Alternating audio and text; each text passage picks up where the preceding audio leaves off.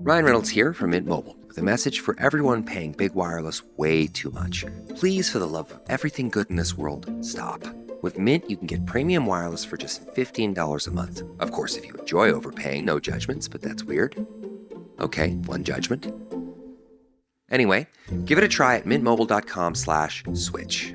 Upfront payment of $45 for 3-month plan, equivalent to $15 per month required. Intro rate first 3 months only, then full price plan options available. Taxes and fees extra. See full terms at mintmobile.com. Other shows we have for you to enjoy at myclassicradio.net. The Avengers was most certainly not a household name in South Africa prior to the radio series. With no national television service until 1976, the mechanism simply was not present in the country to show television programs to mass audiences. While many other countries reveled in the filmed adventures of John Steed and company, South Africa was not equipped to join in the fun. The series took Britain by storm and made a major impression in the American markets, being that greatest of rarities, a British series given a network transmission slot. However, as a filmed series, rather than a videotaped one, The Avengers was able to gain a modicum of exposure in South Africa through film rentals. Come and listen at myclassicradio.net.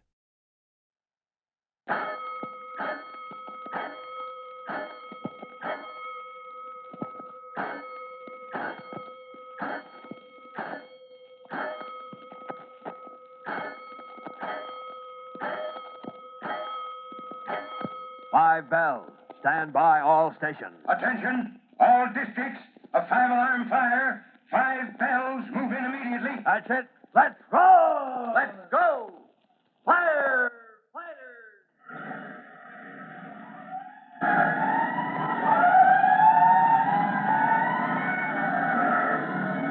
Presenting Firefighters, the true-to-life story of our unsung heroes who stand ready to ride by day or night against our most murderous enemy, the demon of fire. In a moment, we'll join Chief Cody and rookie fireman Tim Collins in the warehouse near the waterfront, where they face perhaps the weirdest adventure yet encountered.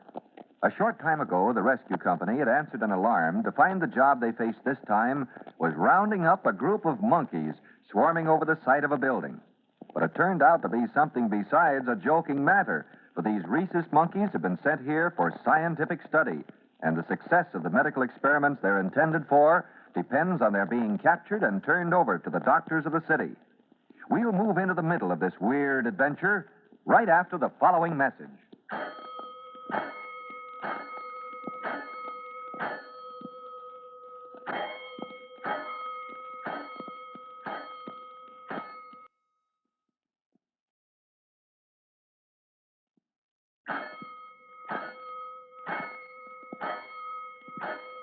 Let's go, firefighters. Let's join Chief Cody and rookie fireman Tim Collins in the huge warehouse, where by using streams of water from the department's hose, the monkeys have been driven down from the side of the building, through the door, and into the cages, which are now closed. That is, half of them are. The rest are hiding somewhere in this crowded cavern of a room. No man is anxious to go poking around for the missing monkeys, but they remember what happened to Tim's pal Mushnosky, who got a bad case of fleas from one of the monkeys and had to be rushed off for emergency dusting. But as Chief Cody is saying now... Well, the hunt is on again, Tim. Listen to those critters carrying on in the cages. Yes, sir. We got half of them, but our job is still far from finished. Yes, sir. Well, the door's closed, the exit's blocked. Plenty of firemen around to keep a lookout, Chief. Only how we find them? You'll just have to smoke them out, son.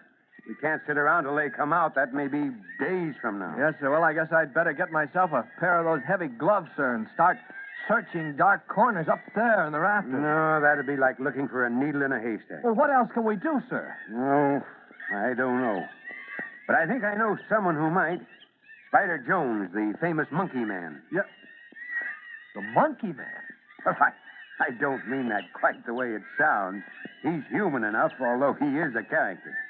He just might be able to give us the answer. Well, I hope so, sir. If this story gets in the papers, how we let a bunch of monkeys make a monkey out of the fire department, we'll be the laughing stock of the town. Yes, I see what you mean. And more important, these doctors are depending on these monkeys to finish their medical experiments. Yeah, that's right, sir. And our only hope of corralling them now is Spider Jones. Well, I'll set a guard here, Tim, and then we'll roll.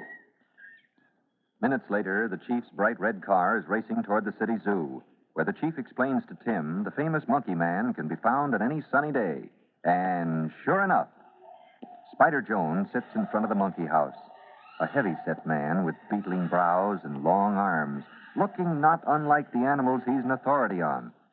When the chief explains his problem, Spider turns to the cage and says, These are the rhesus monkeys in this here cage, Chief Cody. Hear what they're saying? No, and I don't want to, Spider. I've heard enough from those we got in the warehouse. Let's get away from here. I know how you feel, Chief. How about that bench over there?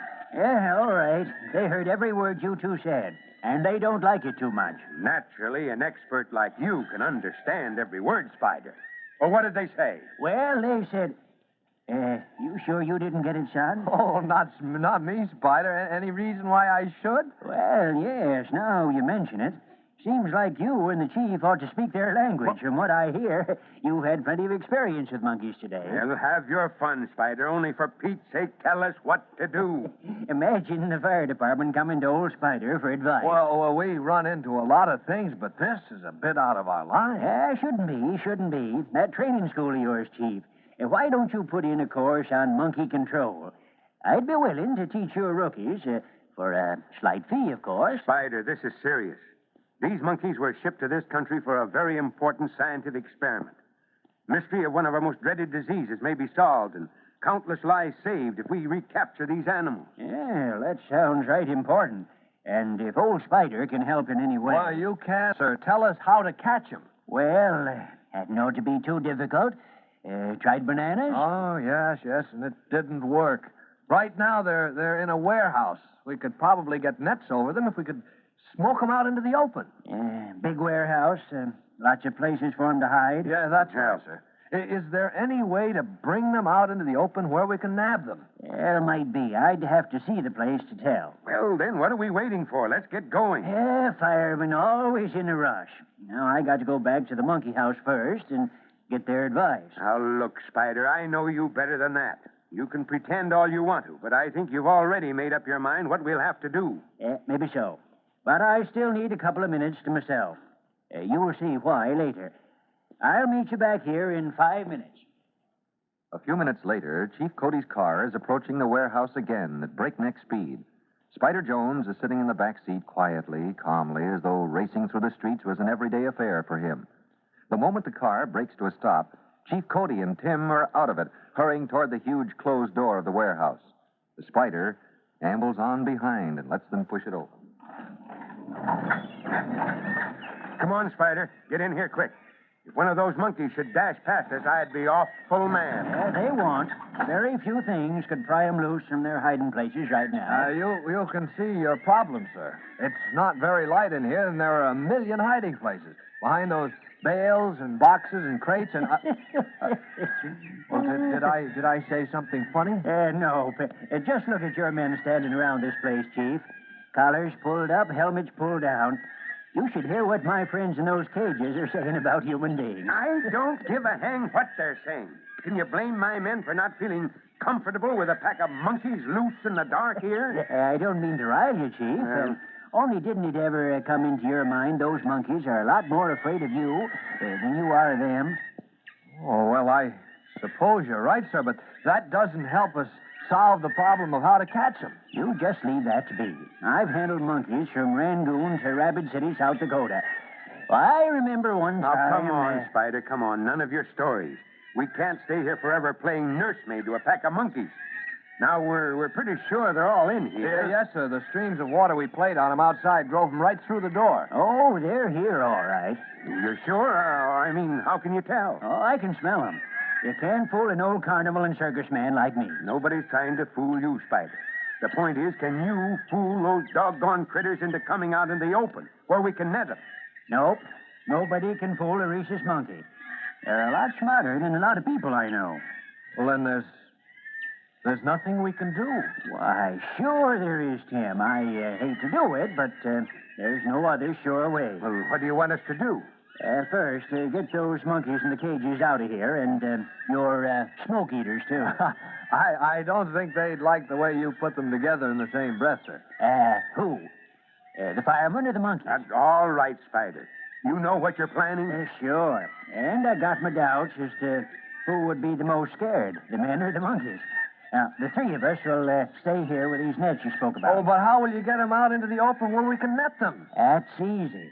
Now, the second thing you do is to call the zoo. Tell the head keeper I've looked the place over, and it's the only way. What's the only way? To play on their sense of fear, of course, Chief. Oh, now look, Spider, before I blow my top, how do you play on a monkey's sense of fear? A python, of course. A who? Python. Didn't you ever hear of a python, young feller? You mean the big snake? That's it. While you were phoning, I fixed it up so we could borrow one from the zoo. They'll send him over. I hope you know what you're doing, Spider. Nothing else in the world will pry those monkeys out of their hiding places. They hate and fear snakes like poison. They're scared now, and this is the only thing that'll make them scareder. They'll come out in the open chattering like human beings. Of course, if you're scared... Now, don't be silly. If that's the only way, it's the only way. Well, sure. Well, I guess it's a good idea. You don't look like you meant it. Neither of you. Risk your life every day of the week, and right now you're nervous as kittens over a few old monkeys and one big old snake. I'll be a monkey's uncle if you ain't. Yes, sir, a monkey's uncle. Well, personally, I wouldn't blame the Chief and Tim if they were a bit nervous, would you? But if this is the only way to bring the animals out of hiding where they can be recaptured, they'll do it. There's no doubt about that. Well, to see what happens, be sure to be with us for your next exciting episode of The Firefighters.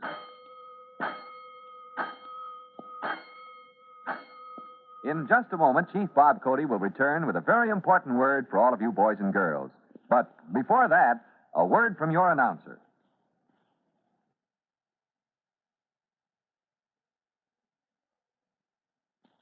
Here's Chief Bob Cody with a special message for the Firefighters Brigade. Chief Cody. Attention, firefighters. Here's a bit of advice I certainly hope you'll never have cause to use. If you should ever be present when a person's clothes catch on fire, remember two things they must not do. They must not run because it will fan the flames, and they must not remain standing because they may inhale the toxic fumes. The only way the victim can be helped is to lie down where the flames can be smothered with coats, blankets, rugs, or anything else of that nature. Remember, this might someday save a life, so don't ever forget it. Well, that's all for now. This is Chief Cody saying so long until next time. Fire Chief Cody and the young rookie fireman Tim Collins will be back on the same station the next time you hear...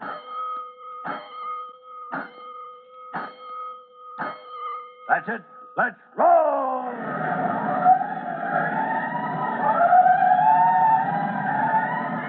Let's go! Firefighters!